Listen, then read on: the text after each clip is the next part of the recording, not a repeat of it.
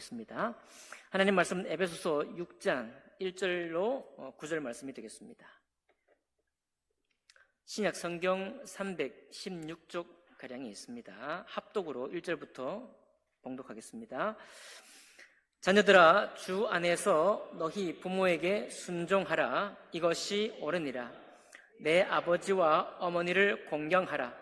이것은 약속이 있는 첫 계명이니 이로써 내가 잘되고 땅에서 장수하리라. 또 아비들아, 너희 자녀를 노엽게 하지 말고 오직 주의 교훈과 훈계로 양육하라. 종들아, 두려워하고 떨며 성실한 마음으로 육체의 상전에게 순종하기를 그리스도께 하듯 하라. 눈가림만 하여 사람을 기쁘게 하는 자처럼 하지 말고 그리스도의 종들처럼 마음으로 하나님의 뜻을 행하고 기쁜 마음으로 섬기기를 주께 하듯 하고 사람들에게 하듯 하지 말라. 이는 각 사람이 무슨 선을 행하든지 종이나 자유인이나 주께로부터 그대로 받을 줄을 알미라. 상전들도 너희도 그들에게 이와 같이 하고 위협을 그치라.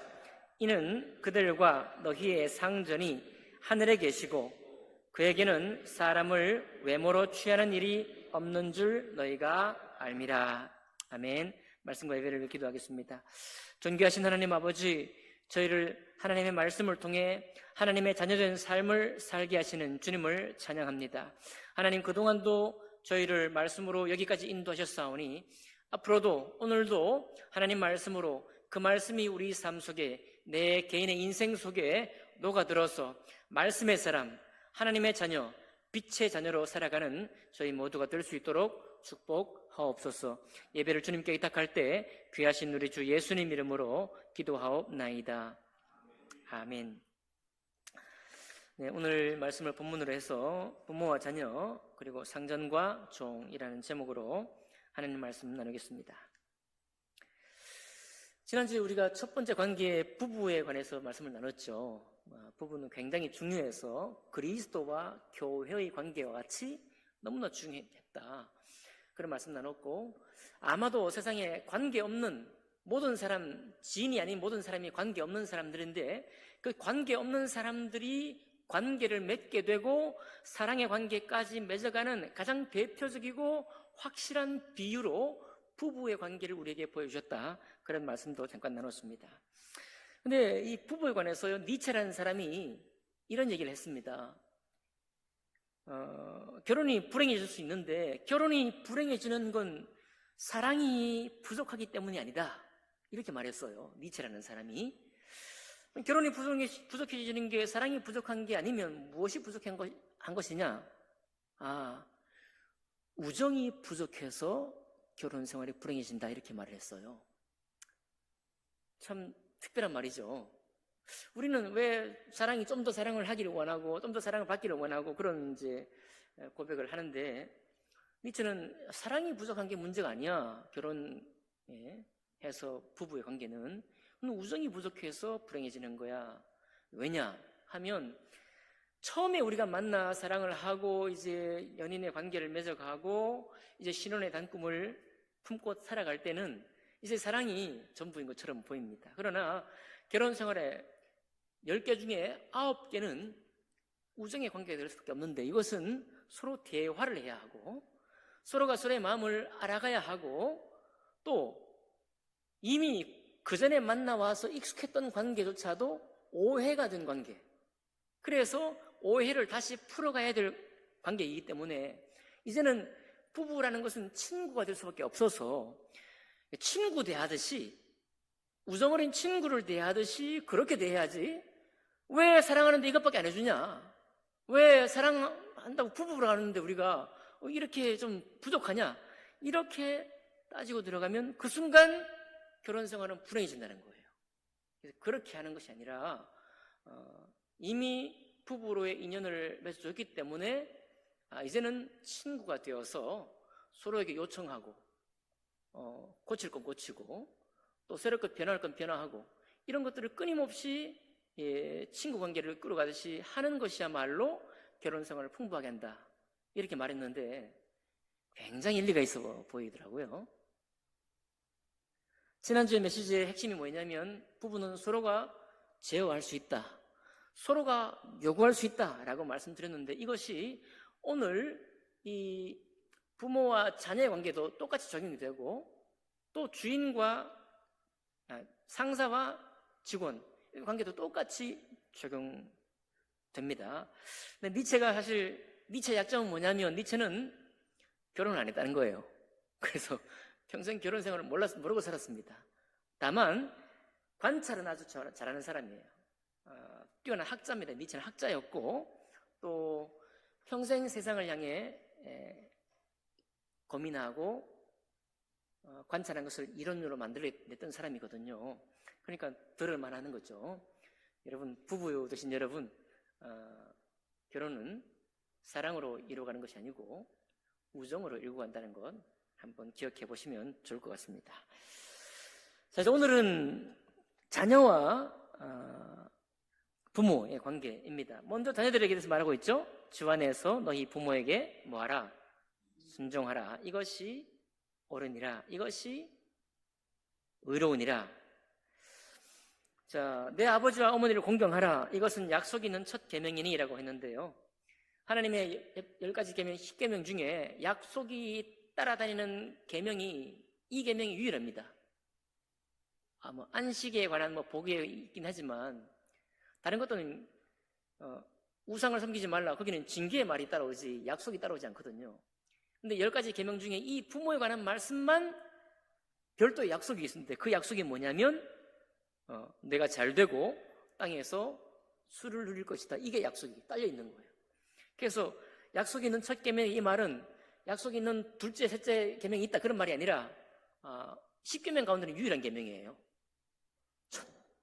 첫 번째 계명이다, 첫 계명이다, 이렇게 말씀하고 있습니다. 그만큼 이것은 귀중하다, 이렇게 볼 수 있겠습니다.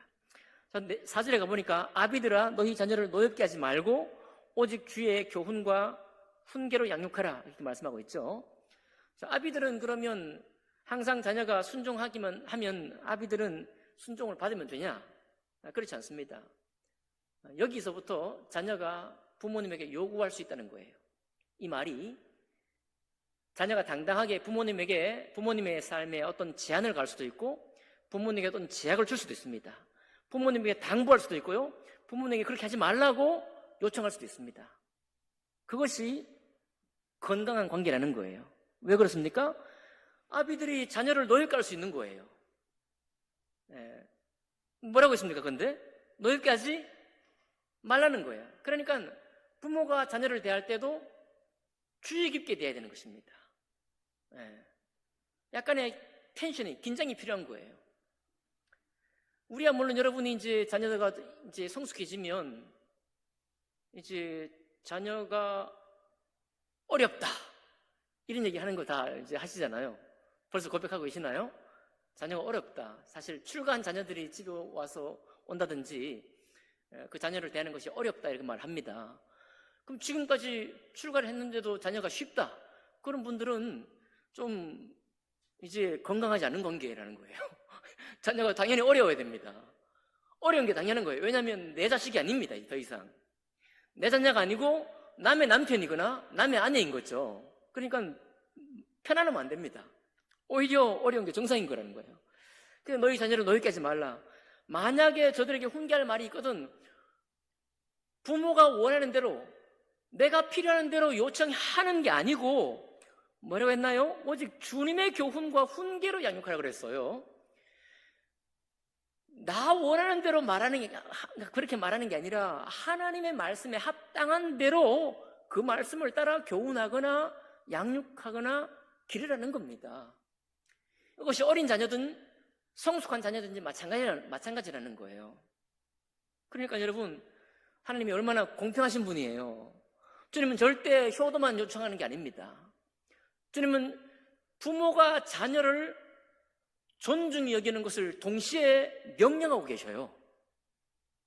이 명령입니다. 이거는 명령이에요. 훈계하라, 양육하라, 노엽게 하지 말라, 명령입니다. 다 명령의 말이에요.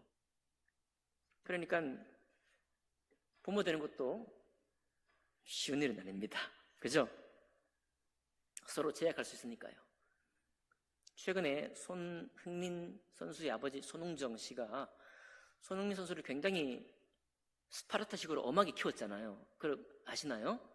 막 자기 꿈이 뭔지도 모를 때 막 하루에 막 몇천 개씩 볼 차게 하고 막 했으니까 기본기 기른다고 하면서 남다른 부모의 관점이 있더라고요. 근데 이분이 최근에 카드 뉴스 같은 데 나와서 이런 얘기를 하더라고요. 부모와 자녀는 절대 친구가 돼서는 안 됩니다. 또 이런 얘기를 해요. 왜 안 되냐? 아니, 부모와 자녀가 친구가 돼버리면 여러분, 친구가 친구를 바로잡을 수 있습니까? 친구가 친구를 바로잡을 수 없어요. 친구는 친구지. 그러니까 자녀를 바로잡을 수 있으면 부모는 부모의 위치에 있어야 됩니다. 이렇게 말하더라고요. 그 말은 손흥정 씨에게는 합당해요. 제 개인적으로는 그런 말을 별로 좋아하지 않습니다. 왜냐하면 저는 방목으로 자랐을 뿐만 아니라 자녀도 방목으로 키우는 게 제 원칙이기 때문에 방목하는 원칙을 가지고 있거든요. 그런데 손흥정 씨와 같은 자녀 교육을 가지고 있고 또 그에 합당한 자녀가 있으면 그렇게 키워야 되는 거예요. 그죠? 그런 사람들에게는 그렇게 양육하는 것이 맞을지 모르겠습니다. 심하게 이 사람은 또 이 손흥정 씨는 부모가 자녀의 친구가 되는 것은 직무유기다. 이렇게까지 세게 말해요. 왜요? 친구가 되면 바로잡을 수 없다. 이런 관점 때문에. 그러나 보편화시킬 수는 없습니다. 이거는 특별한 가정의 사례인 것이죠.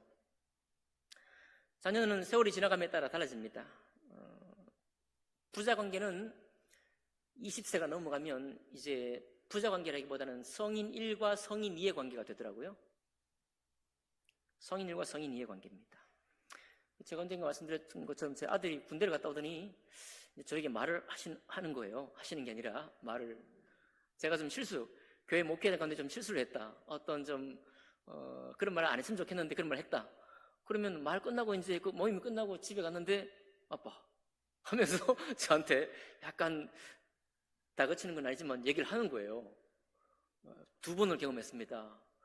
기분이 묘하더라고요. 기분이 묘해요. 그래서 이게 참 어색하고 좀 이런 얘기를 아들한테 안 들었으면 좋겠는데 아들이 그런 얘기 하니까 안 들을 수도 없고 듣고 나니까 또 바른 얘기예요. 틀린 얘기 하는 게 아니야. 그래서 바른 얘기 하는 걸 하니까 대견하기도 하고 그런 얘기 해주니까 대견하기도 하고 반은 어색하기도 한데 기특하기도 하면서 이제 2번 경험하고 나니까 우리 관계가 바뀌었구나. 그렇게 깨닫게 되더라고요. 이제 성인 1과 성인 2의 관계구나. 이런 생각이 들었어요. 그래서 더 좀 존중하는 마음이 생기고 내가 언제든지 들을 말을 들어야 되겠구나. 이런 생각을 하게 되더라고요. 우리가 그렇게 마음이 열리는 것도 몇 번의 경험이 필요합니다. 어색한 시간. 여전히 저도 다시 그런 얘기를 듣고 싶은 마음은 별로 없지만 아마 언젠가 또 얘기를 들을 것 같아요. 또 얘기를 들을 것 같습니다. 그러면 대견한 거죠. 잘하는 것입니다. 잘하는 일이에요. 제가 들어야 될 말은 들어야 옳습니다. 우리가 다 온전한 사람이 아니니까요. 그렇죠? 우리는 혼자 똑바로 걸을 수 있는 사람이 아닙니다. 그러니까 말을 들어야 돼요. 그래서 이건 부모와 자녀도 계속 관계가 변해간다는 겁니다. 이제 출가하고 이제 집을 떠나서 결혼하게 되면 또 다른 관계가 되니까요. 여러분, 우리가 또 이제 부모도 점점 나이가 들어갑니다. 이제 자녀가 더 많은 얘기를 할지 몰라요. 그렇게 하지 말라고 말이죠. 이제 내가 사는 생활의 방식, 습관조차 간섭할 수 있을지 모릅니다. 그때는 언제예요? 들어야 될 때예요. 요즘 또 키오스크 식당에 가서 사용하는 것도 최근에 제가 익숙해졌는데 불편하더라고요. 처음에는 저만 해도 딱 귀찮아요. 이런 거 좀 안 했으면 좋겠습니다. 그러니까 저희 가족들 모임 가면 딸이 항상 가서 해요. 얼마나 편한지 모릅니다. 너무 쉬워, 편해. 그런데 언젠가부터 전부 다 종업원들이 식당에 다 사라져 버린 거예요. 이제는 동료들과 하고 목사님들하고 가면 또 제가 젊은 척에 속하니까 해야 돼. 어쩔 수 없이 배워내야 됩니다. 그러니까 마냥 자녀들을 의존해서는 안 되죠. 네. 이게 한두 개만 그렇겠습니까? 앞으로 계속 이제 사회도 변하고 나의 습관도 이제 익숙한 대로 다 가르칠 수 있는 세계가 아니라 자녀에게서 배울 시대가 왔기 때문에 이제 우리 관계가 완전히 변화된 것입니다. 여러분, 그러니까 우리 오늘 예배 드리고 계신 분들은 함께 다 자녀의 관계는 항상 이 변하는 관계다. 그리고 부부만 우정의 관계, 친구의 관계가 될 것이 아니라 부모와 자녀도 사실은 친구의 관계로 되어가는 것이야말로 건강하고 정상적이구나 라는 것을 기억할 수 있기를 원합니다. 우리는 예전에 부모님을 바라본 성장해 왔기 때문에, 그리고 시간이 흐를수록 사람은 다 안정적인 것을 원하기 때문에 변하는 것을 더 싫어하는 쪽으로 되어가기 때문에 자꾸만 머물려고 해요. 그런 마음을 고쳐 먹어야 됩니다. 변해야 합니다. 여러분, 변해 가야 하고요. 나의 나이 들매도 적응을 해야 되고 자녀의 성장함에도 맞춰가야 하고, 그것이 바로 부모와 자녀가 건강한 관계로, 또 주님이 허락하신 관계 속으로 맺어가는 지름길입니다. 자, 이번엔 두 번째 말씀인데, 두 번째 말씀은 종과 상전에 관한 말씀입니다. 이상하게도 5절부터 종에 관한 말씀이 8절까지 너무 길어요. 그리고 상전에 관한 말씀은 한 절밖에 안 돼. 사실 이 모든 관계 중에 부부에 관한 말씀이 제일 길거든요. 이게 너무 중요하기 때문이기도 하지만 한번 돌이켜 생각해 보면은 초대교회 당시에 부부의 이 관계가 혼란스럽기가 굉장히 쉬웠다, 이렇게 볼 수도 있습니다. 부부 관계를 하나님의 말씀 가운데 질서잡기가 너무 어려웠다, 이렇게 이해할 수도 있어요. 왜냐하면 당시에는 일부 다쳐, 이게 뭐 기본이었고, 또 아내가 있어도 또 다른 여인과 관계하는 것에 대해서 그렇게 크게 문제 삼지 않는 시대거든요. 그러니까 부부의 온전한 관계, 가정을 이렇게 뿌리내리는 것이 쉽지 않았을 수도 있습니다. 그래서 양이 많았을 수도 있어요. 자, 5절부터 8절까지 종들에 관한 말씀인데, 하나같이 두려워하고 떨며 성실한 마음으로 육체의 상전에게 순종하기를 그리스도께 하듯 하라. 눈 가리고 아웅하듯이 그렇게 하지 말라. 마음을 다해 단마음으로 섬기라. 그런 말씀이 나와 있어요. 당시에는 종에 관해서 굉장히 엄격했던 시대일 것 같은데, 오히려 하나님의 복음이 왔으니까 종들을 해방시키는 말씀이 훨씬 더 많아야 될 것 같은데 오히려 구속을 또 하고 있어요. 구속하시는 것처럼 보입니다. 더 열심히 해라, 온 마음을 다해 살아, 그렇게 말씀을 하고 있어요. 근데 반면에 상전들은 9절 한 절밖에 안 나오잖아요. 그래서 상전들은 잘하고 있는 건가? 상전들은 별로 할 말이 없는 건가? 이렇게 생각이 들 것 같지만 그렇지 않습니다. 상전들을 보면요, 자, 8절을 보니까 각 사람이 무슨 선을 행하든지 종이나 자연이나 다 주께로부터 그대로 받을 줄 알미라. 이건 종들과 자연에 관한 말씀이고, 자, 9절 상전들아 너희도 그들에게 이와 같이 하고 무엇을 거치라? 위협을 거치라. 이는 그들과 너희의 상전이 하늘에 계시고 라고 말했습니다. 자, 여기 번역 잘했네요. 그들의 상전, 곧 종들의 상전도 하늘에 있다 이거예요. 자, 너희는 이 땅의 상전이지만 사실은 그들의 참된 상전이 누구냐면 하늘에 있는 상전이고, 또 상전들아 너희도 너희의 상전이 하늘에 있다는 겁니다. 그러니까 5절부터 8절까지 해놓은 이 종들에 관한 엄격한 말씀들, 이 정말 마음을 다해서 섬기라는 이 말씀들이 사실은 종들이나 상전들이나 누구의 종이에요? 다 하나님의 종이잖아요. 똑같이 말하고 있습니다. 그러니까 상전들이 혹시 종들에 관한 5절부터 8절까지 설교 말씀을 쫙 듣다가 야, 행복하다, 종들이 당연히 그렇게 해야지, 당연히 우리를 향해 충성을 다해야지, 마음으로 온 마음을 다해 섬겨야지, 기분 좋게 있다가 9절 딱 와서 확 뒤집어지는 것입니다. 마치 씨름의 이만기 선수의 뒤집기처럼 다 뒤집어 버리는 거예요.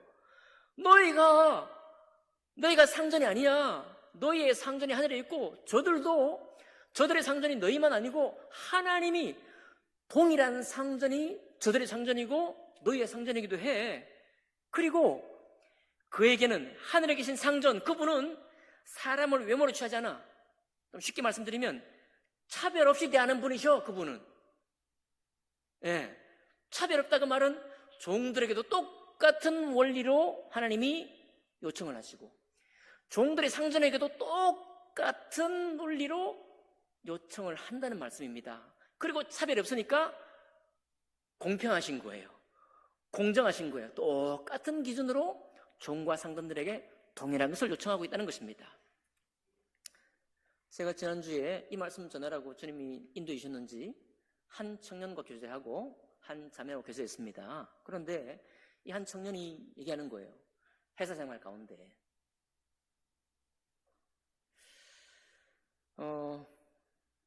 말씀드리면 다 아는 사람 형제여서 그렇긴 한데, 이제 회사는 이윤을 추구하는 게 목적이잖아요.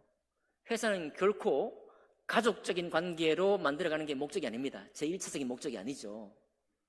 그런데 기업에 이제 광고를 보면 전부 다 가족 같은 가족이 어떻고 이런 얘기로 하지만 전부 다 그건 마케팅 전략이잖아요. 우리 서민의 시민의 마음을 감동하기 위해서 가족이라는 가치를 이미지로 막 써버리는 겁니다. 활용하는 거예요 뿐이에요. 어디나 마찬가지입니다. 기업이 클수록 가족은 이미지로 활용되는 것이지 그게 제일 가치로 목적하지 않습니다. 기업의 제일 가치는 이윤 추구예요. 100이면 100 이윤 추구입니다. 이게 기본적인 원리예요. 그러다 보니까 회사가 좀 어려워지면 이제 약간의 편법을 쓸 수밖에 없을 때가 있어요. 편법을. 우리 옛날에 최근에 최저임금 얘기할 때 자영업자 하시는 분들이 불만이 많았잖아요. 볼멘 소리가. 아니 지금 알바생들이든지 일하시는 분들을 그렇게 많이 해주면 우리 어떻게 사냐, 이런 얘기 많이 있었죠. 그래서 폐업을 해버리잖아요. 그러니까 일방적으로 막 요구할 수 없지만 어쨌든 이 두 관계는 서로 돕는 관계는 맞아요. 그죠? 두 관계가 다 생존을 위해서 서로 협조하는 관계입니다. 그런데 회사가 어려워지거나 좀 힘들게 되면 편법이 등장할 수밖에 없어요. 왜냐하면 안 그러면 살아남을 수 없으니까. 그래서 이를테면 회계에 관해서도 회계를 편법으로 지시하는 거예요. 그래야 상장된 회사라면은 주식이 안 떨어질 것이고 투자자가 안 빠져나가야 재기할 수 있고 회복할 수 있는 여력이 생기잖아요. 우리가 막 기업주라면 이해가 되잖아요. 그렇죠? 이해가 돼요. 자, 그럴 때 어떤 사람이 그냥 올곧기만 해가지고 난 그런 거 못합니다, 이것도 합당한 태도는 아니라고 봐요, 저는. 그러니까 서로 생존의 공동체니까 어떤 필요가 있을 때 해줄 수 있어요. 근데 중요한 건 뭐냐면 이런 것들이 일상화되는 게 문제라는 거예요. 일상화. 항상 그렇게 하는 것이 당연하고 그렇게 해주는 직원이 있어, 항상. 그렇게 되면 이거는 회사 망하는 길일 뿐만 아니라 그 직원도 망하는 길입니다. 좀 다른 말씀을 드리면 큰 교회들의 회계를 맡은 집사장이냐 회계를 맡은 분들이 갑자기 잘못되는 경우가 생기잖아요. 그런 보도를 보신 적이 있죠? 왜 그렇습니까? 똑같은 것입니다. 충성이 전부가 아닙니다. 그죠? 그러니까 충성해서 목사님이 리더십을 인정한다고 하면서 요청하는 것마다 다 들은 거예요. 몸 부정까지 할 수도 있고 비자금을 만드느라고 했는지 모르겠지만 결국은 그 책임은 누구한테 갑니까? 그 본인한테 가는 거예요. 그리고 교회가 병들게 되거든요. 교회가 목사님을 잘 듣느라고 했겠지만 교회는 병들고 그분은 결코 주님 앞에 올바른 자로 인정받지 못합니다. 그러니까 잘못되는 거 아니에요. 잘못된 선택을 내몰릴 수밖에 없습니다. 그래서 그런 관계가 없을 수는 없지만 내가 회사로부터 그렇게 이용당하는 존재예요. 활용당하는 존재가 되고 나면 그렇게 하고 있는 기업주도 결코 존중하지 않아요. 여러분, 고마워할 것 같죠? 천만의 말씀입니다. 고마워는 하지. 고마워는 하지만 그 사람을 결코 존중하지 않아요. 오히려 거절할 건 거절하고 한계를 정해서 그렇게 하지 못하도록 권유하고 때로는 버틸 때는 버티고 들을 때는 들어줄 때 그 직원을 존중하는 거예요. 계속 그런 요청이 오면 회사 그만둬야 되죠. 그렇게 한다 그러더라고요. 한 자매랑 만났습니다. 기업이 서로 이제 일을 주기도 하고 서로 관계를 맺잖아요.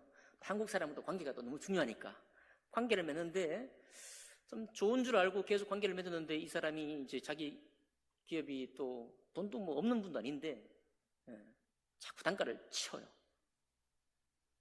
단가를 칠 뿐만 아니라 단가만 치는 게 아니라 부가가치세를 끊을 때 그건 더 많이, 그러니까 단가는 치고 다 아시죠? 세금은 적게 낼 수 있도록 뭐 더 많은 그 금액으로 이 수술을 했다, 이런 식으로 하라고 요청을 한대요. 그래서 그 자매가 못하겠다고 얘기했다는 거예요. 안 하겠다, 당당하게 얘기하더라고요. 근데 일단 부담이 생기죠. 왜냐하면 일의 길이 끊어질 수 있잖아요. 지금 같은 엄혹한 시절에 나에게 일을 주는 사람이 나를 끊어버리면 나는 또 새로운 루트를 파야 되는데 그게 쉬운 노릇 아니잖아요. 그런데 그 자매가 아주 대차게 하더라고요. 그분을 들으면 또 다른 사람들이 피해를 입는다는 것이 눈에 분명히 들어왔고, 그래서 단호하게 거절했다고 하더라고요. 너무 잘했죠. 그런데 이거 그냥 우리가 말로만 잘했다고 하기는 그가 가졌던 부담, 고민, 갈등 헤아릴 수 있지 않겠습니까? 자, 그래요. 그러니까 이게 간단치만 않은 것입니다. 일방으로 그냥 마냥 뭐 충성하고 섬기고 회사 잘 되라고 하는 거 절대 올바른 태도가 아니라는 거예요. 누가 말하고 있느냐? 하나님이 이미 2000년 전에 고조선 시대에 이미 이런 얘기를 했다는 거예요. 하나님께서 공정하고도 건강한 직장 상사, 기업주 오너하고 직장인이 되라고 이미 말했다는 거예요. 그러니까 여러분, 이게 참 그렇습니다. 뭐 우리가 이게 보니까 도로에서도 교통사고 나면은 우리가 참 편한 시대에 살고 있지 않습니까? 둘이 해결하지 말라고 그러잖아요. 뭐 하라고 그래요? 보험회사 전화를 하라고 그러잖아요. 그럼 보험회사에서 그냥 합리적으로 딱딱딱 무슨 뭐 말도 필요 없이 감정을 드러낼 필요도 없이 보험회사 처리해 줍니다. 그럼 이게 이 시대의 특징이에요. 자, 여러분, 성경 말씀은요, 사실 가족 관계로부터 모든 사회의 관계가 진행되기를 사실 요청하고 있습니다. 가족과 같은 사랑, 가족과 같은 서로 헤아리고 서로를 좀 아껴주는 그런 관계로 하라고 말씀하고 있는 거예요. 그런데 우리가 벌써 경험을 하잖아요. 사고 나면 저 같아도 차 안에 앉아, 물론 미안하면 좀 문 열고 나가서 아이고 미안합니다, 혹은 뭐 이렇게 따지기도 하겠지만은 차 앉아가지고 전화하겠죠. 그게 제일 합리적이니까. 기업도 그렇습니다. 기업도 여러분 임금의 갈등이 있습니다. 그러면 법대로 하잖아요. 변호사 불러가지고 법대로.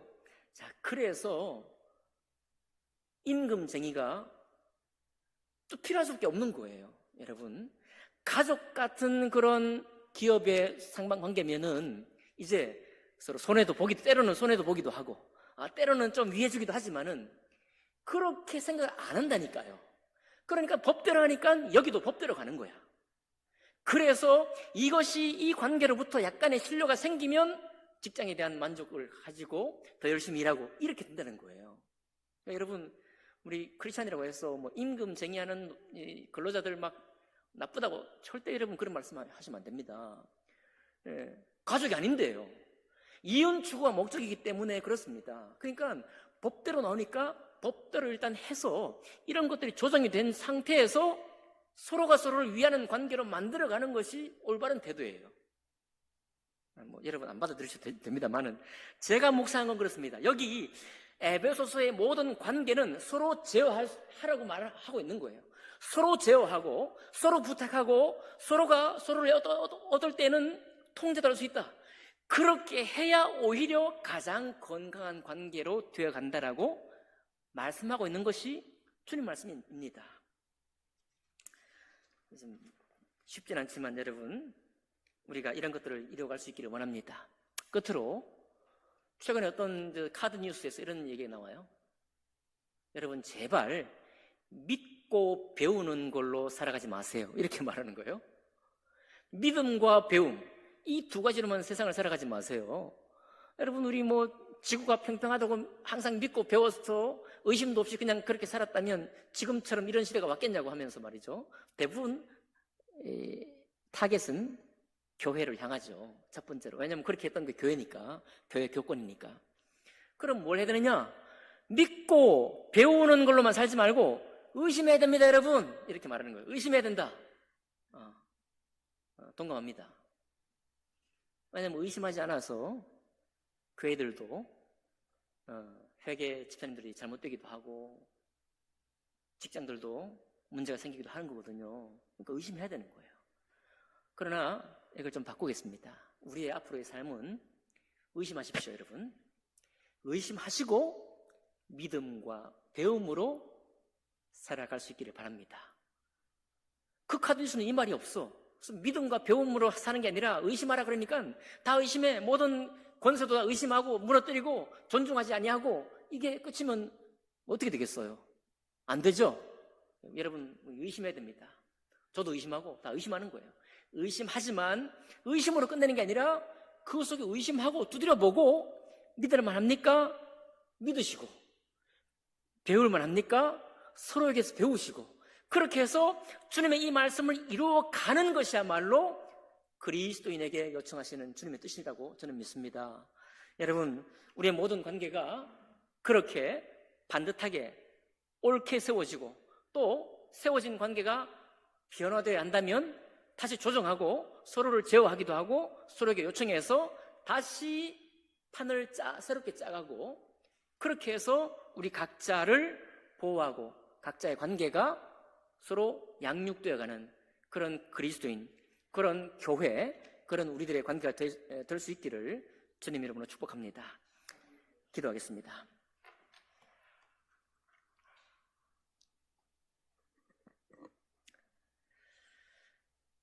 귀하신 주님 감사합니다.